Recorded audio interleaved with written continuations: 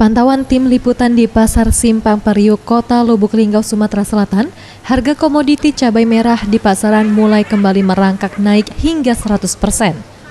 Untuk jenis cabai merah yang sebelumnya Rp30.000 per kilonya, kini naik menjadi Rp60.000 per kilonya. Sementara untuk cabai rawit turut juga mengalami kenaikan yakni Rp45.000 per kilonya yang sebelumnya hanya Rp35.000. Menurut sejumlah pedagang cabai di Pasar Simpang Periuk, Kota Lubuk Linggau, kenaikan harga komoditi cabai ini dipicu karena minimnya stok cabai yang masuk di pasaran lantaran dampak dari musim penghujan.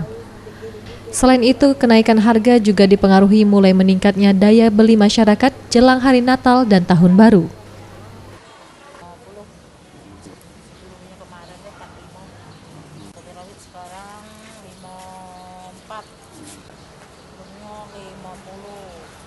Iya, sekarang kan naik.